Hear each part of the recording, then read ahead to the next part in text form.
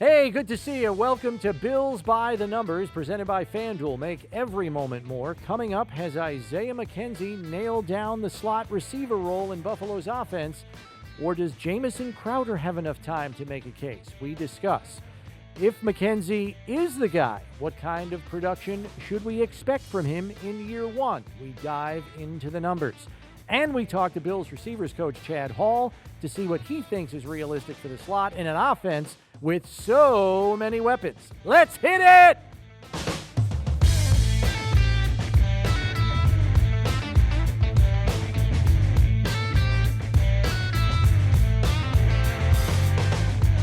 Always great to have you with us here on Bills by the Numbers. Bills Wall of Famer Steve Tasker, Bills insider Chris Brown with you. And it's a role in Buffalo's offense that has finished in the top 15 in receiving yards each of the last 3 years, including one finish at the top of the league. It's Buffalo's slot receiver role, which has finished 14th, 1st, and 7th the last 3 years in receiving yards for that position.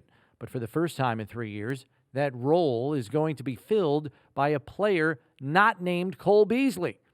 Who do we believe lands the job? Well, there's three primary candidates: Isaiah McKenzie, Jamison Crowder, and Khalil Shakir, the rookie draft pick. That right now, it's Isaiah McKenzie's job to lose as it stands now, but it's very early in camp. We're just over a week into it. It's going to be a 6-week process or a 5-week process to get to that game one.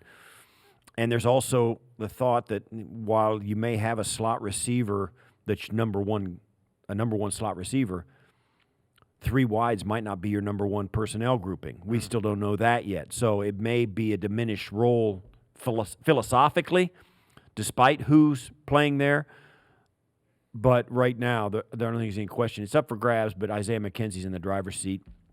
He takes the lion's share of the reps, and he flashes as much as anybody. Well, I say that. Having said that, I don't know if he does or not, because Khalil Shakir has impressed as well. He has. I will tend to agree with you, though. Isaiah McKenzie, for my money, has been the most consistent performer through the first week and a half of training camp. Day in, day out, he has produced in the offense. I think Jamison Crowder, now that he's finally healthy and working his way back into the daily practice setting, will have something to say about it.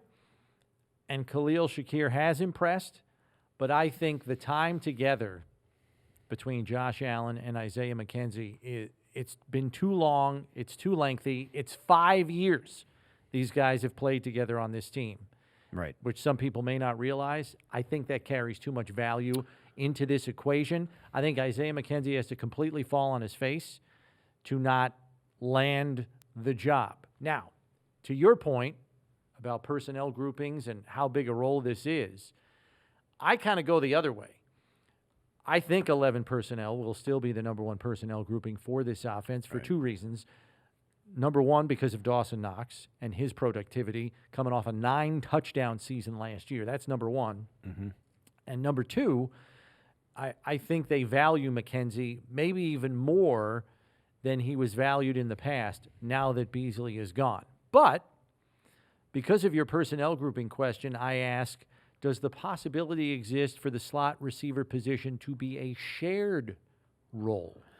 Yeah, I think that's always a possibility given the history, the track record of this coaching staff, shared running back spots, the roll-through of the defensive linemen. They don't have a problem keeping guys fresh and using their skill sets to the fullest, getting them on the field and off the field and trading guys out. We've also tinkered with the idea, you and I, with maybe if Jamison Crowder emerges, or even now, Khalil Shakir, like we'll throw them both out there and go 4 wide. Yeah, double slots. Yeah, now here's the problem with that is protection. Yeah. You throw 4 wides out there, and all of a sudden, James Cook, Devin Singletary, Zach Moss, Duke Johnson, whoever's in there at running back, they end up being a pass protector. And then you take one of them out and put Reggie Gilliam in there for pass protection, right? So then you start to become, all right, they're going to throw it here. You can't run. You struggle to run out of it, maybe, or you struggle to protect Josh Allen at the quarterback. And even though you have 4 guys on the field at wide out, 2 slots and 2 wide guys, you can't go deep because you don't have time. So that's a problem.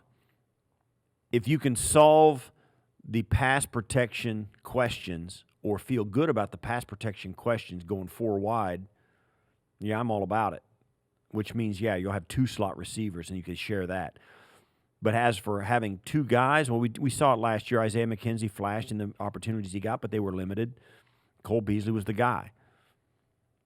So, yeah, it could be shared, the slot receiver, but I would think, depending on what they find out about their whole personnel grouping and the offensive line, which is disheveled at best at this point of training camp, we'll see. You think it could be shared based on how much 10 personnel could be used by this offense this season. I think it could be shared for a completely different reason. This is the first time in Isaiah McKenzie's career he is going to have a workload of appreciable size in an offense. Lots of reps, lots of plays. We should not dismiss the fact that he is diminutive in stature.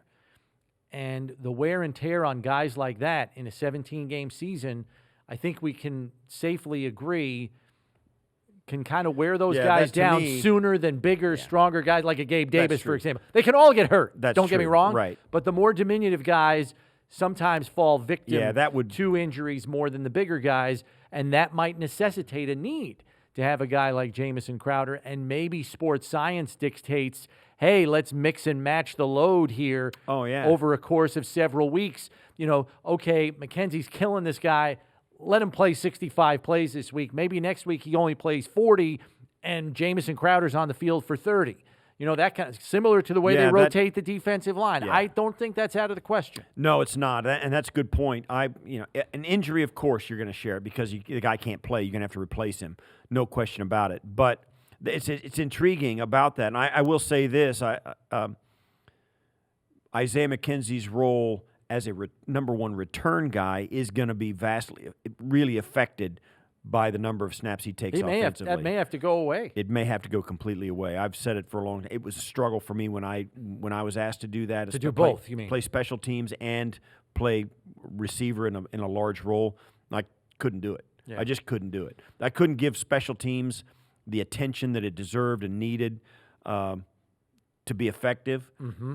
And certainly I was, you get 2.5 quarters into the game and you're done. You're gassed. You're playing both. So McKenzie will be the same way, even though you're talking about, well, he just returning kicks. It takes a lot of attention and a lot of concentration, a lot of practice, a lot of thought, and a lot of effort to be the number 1 return guy on a football team. And it takes that much and more to be a big receiver. You just don't have enough to give. I just harken back to the 2020 season when by the end of the year, Diggs and Beasley were spent. Yeah. And little injuries started to crop up. Stephon had the abdominal injury. Cole had a fractured bone in his leg. Right. And it compromised their effectiveness in the 2020 playoffs. Right. Suddenly the point production went down because their top 2 guys were nicked up. They purposely paced Stephon Diggs through the year last year. I mean, Josh Allen revealed that in a post-game press conference when I asked him about it. I think they tried to do the same with Beasley. Do they take it another step this year and say, hey, McKenzie's the first guy in the slot beginning of the game. Crowder, you're still going to get 35, 40 snaps a week, though, because we're going to divvy this up, whether it's personnel groupings, whether it's you're in, you're out. I would not be surprised if we see that, especially knowing the regular season is a game longer now. Yeah. So it'll be interesting to see. Taking a look at the history of the Bills slot receiver role, it has been filled predominantly by one player, though. That, of course, being Cole Beasley. Since the 2018 season, when Brian Daboll arrived as offensive coordinator, the production out of the slot increased each of the first 3 seasons, from 2018 to 2020. It took a bit of a dip last year, following a breakout year in 2020, but over the last 2 seasons, the slot receiver position has averaged the following stat line, Steve. 125 receptions, 1,361 yards, 9.5 touchdowns, 68 first downs, 471 yards after the catch. Actually, I think my reception total is off. It's 125 targets. That's the average. 1,361 yards, 9.5 touchdowns, 68 first downs, 475 yards after the catch. Those figures are not just those of Beasley over the past 2 years. It's of all the Bills receivers who lined up in the slot. The vast majority of those do belong to Beasley, who averaged 73 receptions, 781 yards, 2 touchdowns, 40 first downs, 290 yards after the catch. So I was right with 125 receptions. Yeah, that's 10 yards a reception. Right. And those figures over the last 2 seasons, out of the Bills' slot receiver position, second only to Cooper Kupp, the NFL's reigning offensive player of the year over the last 2 seasons. Is it reasonable to expect the same production out of that position, knowing both the primary player and the offensive coordinator are changing this season? Yeah, it's reasonable to expect it, but there's also reason to believe it could fluctuate, and not just fluctuate, but fluctuate wildly, because we don't know how Ken Dorsey's going to do. We don't know whether the new weapons or the different weapons they have. Certainly, a player like Duke Johnson or James Cook could suck some receptions away from the slot receiver if they start to use the running back more as a receiver. Right. And there's no question that's on their mind with the off season where McKissick, the guy they got from Washington, agent, decided he's a pass catching running back. They drafted James Cook as that. They got Duke Johnson, it is their thought to add that into as a weapon into their offense, which, you know, if you're going to give the running back spot more chances, it's going to come away from somebody else, and it would be, you know, it's not going to be Steph Diggs. You would think it's probably going to be the slot receiver because it's more like-minded as a slot receiver, the same kind of concept inside. So it's reasonable to expect, yes, the slot receiver is going to be a very productive spot in the roster. But, man, oh, man, there's some huge question marks, as you mentioned. I tend to think the production won't be the same there. The reason being, I think Gabe Davis's ascent to the number 2 receiver role will have a detrimental impact on the number of targets in the slot, even though Josh told us on our show he is trying to work the middle of the field more and work outside the numbers less to diversify the offense more. I think that Gabe Davis might be catching a lot of those balls in between the numbers, though. Yeah. And so I think that he'll siphon away some targets from the slot. And to your point, I think James Cook or whoever the pass-catching back is in passing situations as a check-down option will siphon some catches away. Because if you think about it, Steve, Cole Beasley was the bailout option for Josh every single down that he had to go to a check down. He's looking for Beasley. Now he can look for maybe Gabe Davis. Yes, he can look for McKenzie or Crowder inside, but he's got James Cook as a safety valve. I think all of that is going to disperse more of the targets away from the slot receiver. So to expect as much production from that role, I think might be a difficult ask. Right. In what way, more specifically, could offensive coordinator Ken Dorsey most greatly impact the production at slot receiver? Well, I mean, he's the guy calling the plays. Yeah. I mean, he's drawing it Where up. do we see it surface the most in terms of probably affecting the slot? Targets? It's all about targets. Gabe Davis. I'll say this, too. One of the things that's completely unpredictable is the availability of the guys and the skill sets of the guys who are available. Gabe Davis seems as though he's never missed games. He probably has somewhere along the line. I can't remember. He had a bad ankle coming into the season last year, but didn't really suffer any ill effects from it by the time he got to week 1. That will be an effect on it. And Josh will have an effect on it. But Ken Dorsey's the guy calling the numbers. And this offensive coaching staff and defensive, but offensive coaching staff, not only with personnel groupings and guys they play, is a lot about who has the hot hand. We see it with running backs. We see it with Steph Diggs. We saw it with Isaiah McKenzie in the reps he got last year. Week 16 game against New England. Exactly. He had the hot hand. You got some guys who have shown the ability to be that guy at any given moment. Isaiah McKenzie being one of them, Gabe Davis being one of them, and oh, yes, of course, Steph Diggs, the wide receiver one, is obviously one of those guys. We don't know about and Dawson Knox could be an enormous red zone threat, as he always has been, plus he's going to get better this year. And James Cook and the running backs. We haven't even mentioned O.J. Howard in the red zone. O.J. Howard is a big unknown. So there is a lot of things we don't know about, and Ken Dorsey, I think, we'll explore all those options either in the preseason as we get close. But I think I think that's what's going to do it. When they get to the regular season, Ken Dorsey's going to have a good idea of what guys can win consistently, and those are the guys that are going to get the ball. I think Dorsey can have an impact, obviously based on what he calls the personnel groupings he chooses to use in a given week. I think Josh Allen, though, might have a bigger impact on this because he's the guy ultimately pulling the trigger. I think if there's one thing we can say about Josh is he will do whatever it takes to win, which to me means he's not going to force feed a ball to somebody who is not open just for the sake of getting it to him to get him going, so to speak, in a given Sunday. Now, as you pointed out, if there is somebody with the hot hand who is ridiculously effective against a given defense in a given week, he will keep throwing the ball to that guy. I mean, he did it with Isaiah McKenzie, 12 targets, 11 receptions, 125 receiving yards, and a touchdown. We saw him do it time and again with Cole Beasley. We've seen Steph Diggs have big games. So, yeah, I agree with you completely. Josh is the guy pulling the trigger.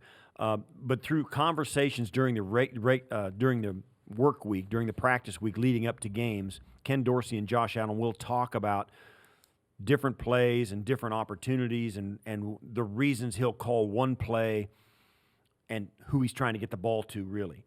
That kind of stuff. They'll have conversations like that a lot. So when Josh Allen hears a play, he'll know what Ken Dorsey's thinking about who needs the football and what matchup they're looking for.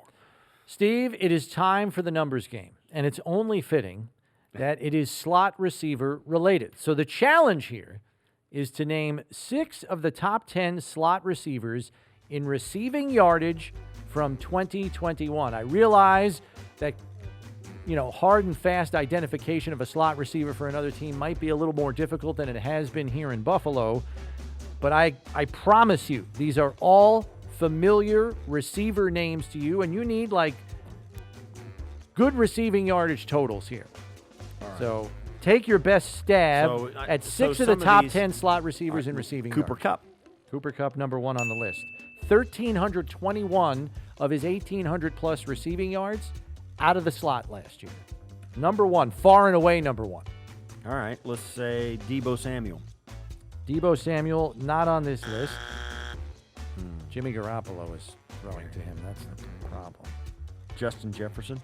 Justin Jefferson, not on this list for this year. He was number 1 in 2020. Let's say DJ Moore. DJ Moore is a good guess. He did not make the top 10. He was in the top 15 last year, so it's not a bad guess. Keenan Allen. Keenan Allen, number 9 on the list. Correct. 554 of his receiving yards last year out of the slot for the Chargers. Chris Godwin. Chris Godwin on the list. Number 6. 616 of his receiving yards last year out of the slot. He is primarily a slot receiver. Doing good. Let's say, okay. So some of these guys play outside and inside, and it just depends true. on when they're. Tyreek Hill. Tyreek Hill is on the list. Number 5. 629 of his receiving yards out of the slot last year. You have Cooper Kupp, Tyreek Hill, Chris Godwin, Keenan Allen. Devontae Adams. Devontae Adams is on the list. Number 8, 611 of his receiving yards in the slot last year for Green Bay. You need one more to satisfy the 6 out of 10. Okay, how about this? Travis Kelce. We're not counting tight ends, so I won't dock you for a wrong answer there. We're not counting tight ends. I wasn't aware of that when we started the game. That's all I can. Okay. That's why I'm not penalizing you. CeeDee Lamb. CeeDee Lamb not on the list, just outside the top 10. He was T. 12th. Higgins. T. Higgins not on this list. Jamar Chase. Not Jamar Chase. All right. There's another guy there, though, that you might want to guess. Oh, hold on. How about it's not T. Higgins or Jamar Chase? No, it's the guy that helped the Bills get to the playoffs with a touchdown. In 2017. Yeah. Okay. Tyler Boyd. There you go. Tyler Boyd, second on the list. Good for 766 receiving yards out of the slot last season. He is their primary slot guy, so you satisfied the 6 out of 10. You don't want to go for the sweep, do you? Cole Beasley. Cole Beasley's on the list, 7th. You got 3 left. What the hell? Go for it, man. Mecole Hardman. Not Mecole Hardman. This guy emerged as a big-time slot receiver last year, had a breakout year. The guy from Oakland, what was his name? Or Las Vegas. Yeah, Vegas. I'll get it. He had a receiver named Renfro. There you go. Hunter Renfro. 643 So I got yards. He 8 was now? 4th on the list. You have 2 left. And I'll give you the divisions. Okay. One is in the AFC East. Not on the Bills. Oh, yeah, Waddle. Nope. He didn't make the top 10. Really? Yeah, he was 15th. And the other one is in the NFC West. All right, Tyler Lockett. Not Tyler Lockett. This guy signed with another team in free agency this offseason. Got some big money early in free agency. Went to the AFC, but was previously in the NFC West. And the other guy was the lone producer in the passing game for this AFC East club last year. Jacoby Myers. Very good, Steve. Jacoby Myers, number 10 on the list, 537 yards out of the slot. NFC West. And now in the AFC South. A.J. Green. It is not A.J. Green. Oh, I thought I had it. It was Christian Kirk. I wouldn't got that. Good job, though. 9 out of 10, Steve. Well done. See, you know more slot receivers than you thought. Well, That was good. All right now, new customers can get their first bet risk-free up to $1,000. Just sign up today by going to sportsbook.fanduel.com or by downloading the FanDuel Sportsbook app. FanDuel Sportsbook, an official partner of the Buffalo Bills. For direct insight on who figures into the slot receiver role for Buffalo's offense in 2022, we turn to the guy who is coaching all of the receivers, Bills receivers coach Chad Hall. All right, Coach, so want to start here because a lot of people kind of look at the receiver group as a whole, and they know that some of these guys have spent a good portion of their careers lined up in the slot. So it would seem like you're almost heavy at that position. You're blessed to have that many slot candidates, so to speak, but I know you're a guy that likes to teach them all the spots. How do you look at it when you see a group of guys that have seen a lot of work in the slot? Do you say, I don't care, I'm spreading you guys all over the formation anyway? Or do you look at that and say, well, that is a strength of their game? I mean, most certainly, you want to play to their strengths, you know. Everyone in this league is so good. Right. So your strengths got to be your strengths. So, but, you know, little man, Isaiah McKenzie, he's got that speed factor in the slot where he can run overs, he can do, but he's really developed into a full receiver in the slot. And then you got Jameson, which is, you know, the more feel. He's been doing it for a long time.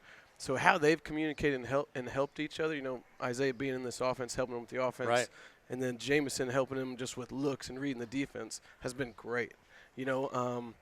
But yeah, we are blessed in the slot, but just what we're doing on offense, we're trying to put people in different spots so, you know, they don't know what's coming. And it's been fun. It's been fun as a coach developing these inside guys into outside guys, and the outside guys having that feel for the slot. So it's been a fun training camp so far. One of the interesting things that people don't really associate with your spot here, you've had Diggs, Gabe Davis was drafted and all that, but every year you've got somebody new who's really expected to contribute a bunch, like Emmanuel Sanders, John Brown all the way back. And then you draft Hodgins, you draft Gabe. You've always been one of the position groups, although you've had Steph Diggs here for a couple of years now, and some guys that are set in stone. Now Cole's not here. How is it, you know, to get these guys in here and acclimate them every single year? You've got guys. It's not like these guys are like third-string backup that may be on the practice squad. You're going to have guys that are going to be on the field, expected to contribute, and you get like, what, 6 months to get them ready? Yeah, I mean, it's fun. I mean, that's part of the job. I love it. I love creating those relationships with these guys. You know, I think it starts there. Yeah. You know, building that personal relationship with these guys. And then the coaching part just comes, you know. Then once we build that trust, whatever I say, I listen to them because these guys, like you said, they're not like rookies. They've been doing it around the league. So, you know, I ask them for feedback. Hey, what am I doing? You know, so it's kind of back and forth, but this offense isn't easy, you know, mentally. So that's the first step with these new guys coming in, just so because they can play. Well, I've already seen them play. Right. But if they're out there thinking, they're not going to be playing very fast. So that's the hardest part, is just installing the offense and getting it to click. So then they're not out there, what do I got? It's out there, okay, now they're just playing ball. Right. For the better part of the last 3 seasons, Coach, we saw Cole kind of lock in that slot role, getting the lion's share of the work at that position.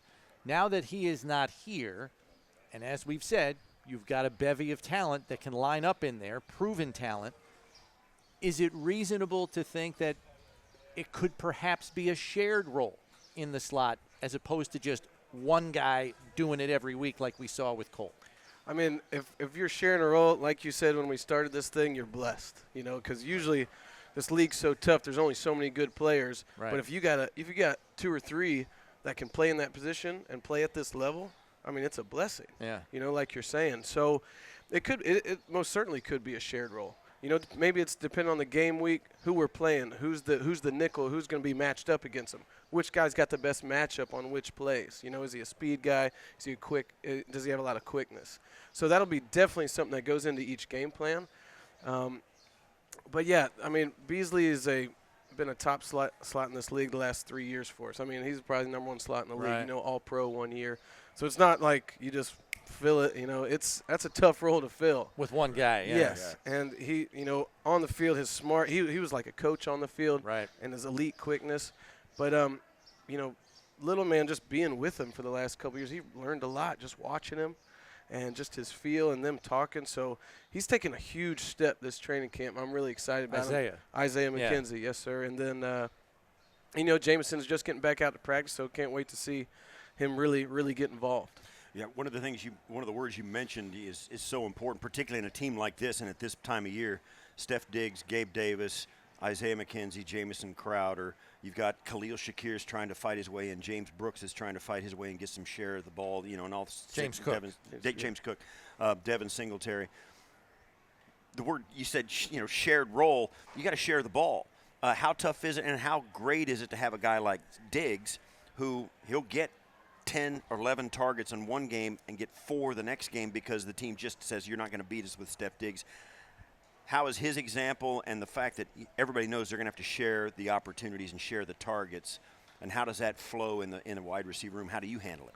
Yeah, it's tough. That's one of the toughest parts of my job. And Steph has really grown. Year one, it was something we would have to communicate every day, even during the game, after the game, what happened. But now he is so changed in the sense where he's such a leader of this team. Probably the leader of the whole team. He's always talking to the offense, defense, every day at training camp. So last year, I even saw him a big step. He wasn't worried about it. He just wanted to win. Whatever I got to do to win. I know, Coach. I know. I was open there, but it doesn't matter. Wherever the ball goes, we're gonna as long as we're winning. So he's taken that really leadership role, almost the captain of this team. And he knows he's got to be selfless. When his time comes, he's going to make his play, and we're going to see his wow plays. But he has become such a leader of this team that he knows he can't, be worried about the ball. The ball's going to find him. We're going to get Steph the ball. Right. And then you got Gabe Davis. He's the most.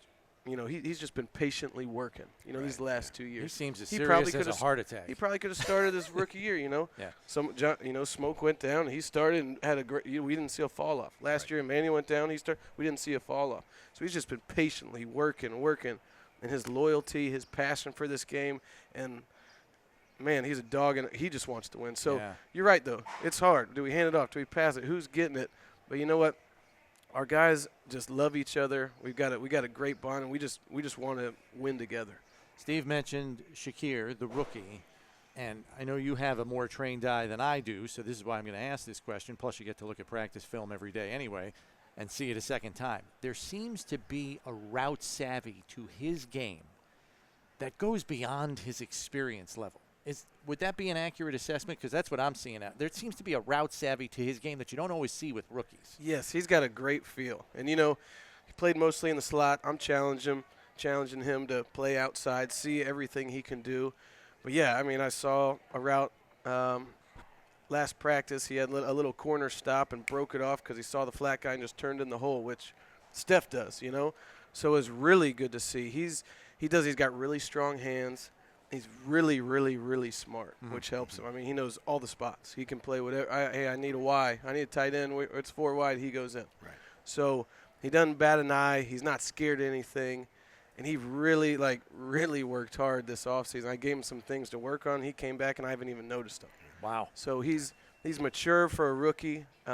This is his priority. This is all he wants, and that's his focus. And he's taken a huge step since OTAs, which didn't practice much, but the little I saw, he's been great. Last one for me, a little off topic.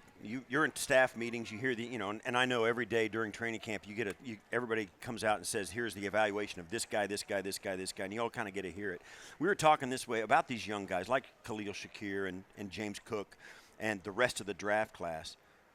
It's really been hard for us to pick out any of the draft picks who haven't at some point flashed and who aren't really playing well, both defense, offense, the corner, the 6th rounder, the 3rd rounder, the 2nd, the 1st. All of these guys seem to be like not just guys that are going to kind of hang around on the practice squad, but guys who are making a play to be on the 53. This far down the draft class roster for this one team, it really seems like, you feel like it's a coin flip every draft. You're going to get half the guys that can play, half the guys that really can't. Or you may have to wait on a little Right, or bit, you might have to wait on it. These guys really, they seem to have hit on an inordinate amount of their draft class this year. Is that accurate, or are we just looking at it and saying, I don't know? No, I feel the same way. Cook has made some flash plays. Khalil's made some flash plays on off. I mean, Certainly Kyrie Elam. of course, man. He's getting to go against one of the best receivers in the league. Iron sharpens iron. So yeah, you're exactly right. It's been fun. They're out there challenging the vets, and they know their role. They're like leading by example. And credit to Brandon Bean and his staff. They had a great draft. They usually always do, and now we just get to develop and work with them and make them better. Last one, Coach. Week 1, there's a little bit more on the line for the Chad Hall family because, as we know, your sister Kelly's married to Matthew. What is the text exchange going to be like between the Halls leading up to the game, Week 1? We'll have a lot of fun, I'm sure. A lot of trash talking. But yeah, the whole family's coming out, so it's gonna be a fun game. But yeah, I mean, we've gotten to play against each other in preseason games early on when he was in Detroit when they came up. But this will be awesome. Can't wait. Prime time. It's prime time. It really is a gift for the family, though, right? Yeah, I mean, it's no awesome. doubt. It's No great. doubt. The whole family will be together. That couple of days will be great. We can't wait. Just tell Matt we hope he plays brilliantly in a losing effort. No doubt. Me too. And just so you know, I should have mentioned this before I asked the question. Chad's sister Kelly is married to Matthew Stafford. So that is the connection, and it will make for a very interesting Hall family Week 1, 2022. Chad, Good thanks luck, for the Chad. time as always. All right, man. Good luck molding the rest of Chris. these guys, okay? Yes, sir. We appreciate Thank it. you. That is Chad Hall here joining us on Bills by the Number. All right, our final discussion is a segment we like to call Something's Gotta Give. General Manager Brandon Bean said earlier in training camp that the Bills are tight against the cap to the point where once the 53-man roster is established, they'll have to make a roster move to create enough cap space, knowing once the regular roster is established, all 53 players, the players on PUP, injured reserve, practice squad, count towards your salary cap, not just the top 51, as is the case in the offseason. So knowing that is the situation with which Bean and the Bills are faced, what do you believe is the move there? Not who, what? What is the move? They're going to make some moves. They're going to have to. Are you talking trades, cuts? No, restructures. They won't trade. They could trade some guys, no question, but they've got depth everywhere. They'll be able to trade some of that for some pretty good assets, although it may be draft picks for next year. It's going to be interesting to see. Certainly, there are going to be a lot of pro personnel people hovering around the Bills waiver wire thinking, okay, get that guy. But the move is going to be a restructure. Trades will be fine, but because you just it's right off the top of your cap. But you got to replace the guy with somebody. Mm-hmm. Well, unless he's I not think the making your move- 53-man roster. I think the move is a restructure. There may be a surprise release by the Buffalo Bills of a veteran near and dear to us. But they've got so much depth and so many quality players. A trade might be the way to go because there'll be some interest around the league. but I think whatever those moves are, I think it'll be a restructure and maybe a trade, one of the two. And I'll say this, it's going to happen last week of training camp. It's going to happen right as the 53 is being I think they decided. will push it to the brink. Yes. I agree with you in terms of timing when that's going to happen. I don't believe that the restructure route is going to be used in any great fashion. And I guess what I mean by that is if they restructure more than one or two, I would be shocked. Brandon Beane is not a guy that likes kicking the can down the road, even though the cap's going to be going up appreciably in the coming years. I would tend to think he uses that as a last resort option. I think he will be looking to trade some people that he knows will be in demand by other teams, but he just doesn't have room for them on his roster, not only in terms of numbers, but in terms of dollars and cents and cap space. You could see him restructure and have him shorten a guy's contract and give him just guarantee him more money. And say, listen, we're going to give you, instead of a 4-year deal, we're going to chop it up, guarantee a little bit more, and give you give you money up front, and let's add voidable years on the back so we can spread the money out. I mean, there's a lot of different ways you can go about it. I just know he doesn't want to use that as a crutch. Yeah, they're not going to put themselves behind bars in cap jail. You know what's on the horizon here. Dawson Knox, Ed Oliver, Gabe Davis, Tremaine Edmonds. I mean, there are important Ed Oliver decisions that have to be you made got a ton with of guys the coming young core of this team. The cap's going to go up significantly next year because of the new TV deal kicking in. So there is that, but you're right. A trade could happen, but you don't want to go back to the thing. You got to find a willing partner, Sure. somebody that doesn't want to compete with 30 other teams for a player's services. So, if they can flip you a 7 or a 6, a 7th-round pick, a 6th-round pick for somebody, you might be able to find a willing trade partner. Well, sure. And now you clear your books of that salary. That's right. And I would say probably from where we're at now, and it could change dramatically, is probably going to be an offensive lineman. The Bills are neck deep in offensive linemen that have got some chops in this league. All those defensive linemen can't make the roster either. Right. But you get down to about 9 or 10 deep, which is where the Bills will sit. They're pretty good. In the last 5 or 6. Take them or leave them. Yeah, exactly. So there may be one guy that people like, but I think offensive line, when you keep 8 or 9 of them, that there's still 1 or 2, maybe 3 guys beyond that 8 or 9, depending on who it is, that teams will be like, whoa, okay, go get that. Because there's not enough good offensive linemen for 32 teams in the NFL to have 5 good starters and then 2 real quality backups. There's just not enough guys on the planet that are qualified. So they're in high demand, and the Bills have more than their share this year. Either way, as we say, something's got to give. We leave you now with our closing figures of the week. In 2021, Minnesota's Justin Jefferson led the league with first down reception percentage out of the slot, with 73% of his catches out of the slot moving the sticks. Tyreek Hill was second in the league at 66.6%. Third was Cole Beasley at 65.3% of his receptions out of the slot going for a first down. Isaiah McKenzie did not have enough receptions to qualify for this league stat, but last season, McKenzie matched Hill's first down reception percentage at 66.6%, which would have been tied for second in the league. Jamison Crowder was at 51%, which ranked 11th. That'll do it for this episode. Be sure to subscribe on whatever podcast platform you use so you know when the next episode drops. If you want to watch and listen, you can tune into this podcast on the Bills YouTube channel. And remember, when you need to know about the Bills, you need to check Bills by the Numbers. For Steve Tasker, I'm Chris Brown. Thanks for listening. We'll see you next week, everybody.